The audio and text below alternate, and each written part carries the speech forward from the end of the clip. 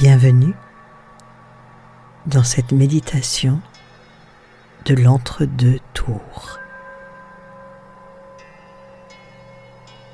Fermez votre bureau ou votre local de campagne pour ne pas être dérangé dans les minutes qui suivent. Déboutonnez un peu la chemise et desserrez la taille, puis inspirez. Expirez.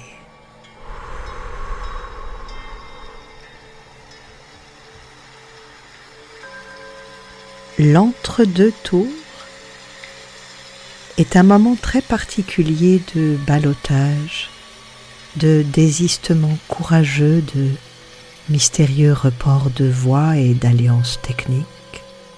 Inspirez.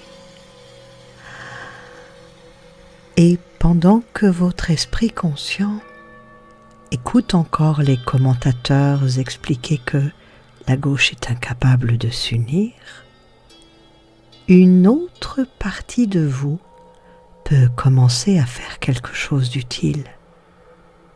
Elle les envoie chier. Elle les envoie bien niquer leur mort en enfer. Et votre esprit s'allège.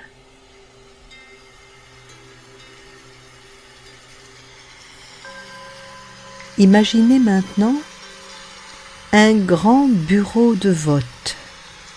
Sur la table, vos convictions, vos vieux désaccords, peut-être ici ou là, un bulletin Mélenchon gros con ou bien Glucksmann putain, tu peux pas la fermer.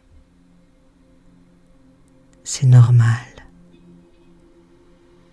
Respirez et laissez votre inconscient commencer tranquillement le dépouillement. Les rancœurs, bulletins nuls, les susceptibilités et les guerres d'ego, bulletins nuls. Les petites phrases qui tournent en boucle sur les réseaux, bulletins nuls. Et il reste sur la table quelque chose de plus essentiel, empêcher la droite, très à droite, de prendre le pouvoir. Respirez. Et pendant que certains ne continuent de disserter sur la pureté idéologique comme s'ils étaient au rayon huile d'olive, première pression à froid du magasin bio, votre inconscient prend une décision beaucoup plus simple, s'allier avec toutes les forces de gauche disponibles.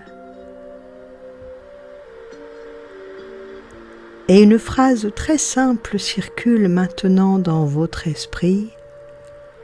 On va quand même pas se tirer dans les pattes comme des connards pendant que les autres avancent.